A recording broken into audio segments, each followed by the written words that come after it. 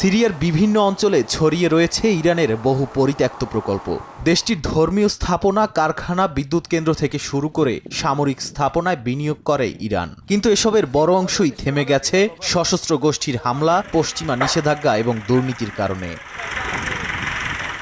অভ্যুত্থানের পর সিরিয়ায় ইরানের বিনিয়োগ কমে যাওয়া নিয়ে একটি বিশেষ প্রতিবেদন প্রকাশ করেছে মার্কিন বার্তা সংস্থা রয়টার্স। এতে বলা হয়, ইরানের মার্শাল প্ল্যান ছিল সিরিয়ায় $400 বিলিয়ন পুনর্গঠন প্রকল্পে বড় অংশীদার হওয়া। রয়টার্সের উদ্ধার করা ফাইলে বেরিয়ে আসে অন্তত 40টি প্রকল্পের হিসাব, যেখানে দেখা যায় সিরিয়ার কাছে ইরানি প্রতিষ্ঠানগুলোর পাওনা $178 মিলিয়ন বেশি। কিন্তু সাবেক ইরানি আইন প্রণেতারা বলছেন, আসাদ সরকারের মোট ঋণ ছাড়িয়েছে $30 বিলিয়ন।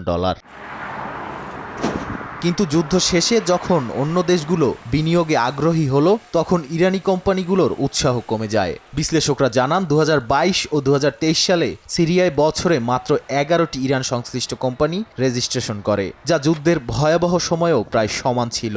এরপর 2023-24 সালে ইরান সিরিয়া যৌথ ব্যাংক শুল্কবিহীন বাণিজ্য চুক্তির পাশাপাশি স্থানীয় মুদ্রায় লেনদেন চালুর চেষ্টা করে। তবে তেহরানের এক চিঠিতে সিরিয়ার আমলাতান্ত্রিক জটিলতা ও ব্যাংকগুলোর দায়িত্বহীনতার অভিযোগ করা হয়। এদিকে ইরানের করা বিনিয়োগ নতুন করে চালু কিংবা ফেরত দেওয়ার বিষয়ে কিছুই জানায়নি বর্তমান আল শারার প্রশাসন। নতুন প্রেসিডেন্ট বলেন, ইরান তাদের হৃদয়ে ক্ষত তৈরি করেছে, তা শুকোতে সময় লাগবে। এছাড়া অন্তর্বর্তী সরকার ইরানের পাওনা মেটানোকে এখন কোনো অগ্রাধিকারই দিচ্ছে না বলে জানায় রয়টার্স।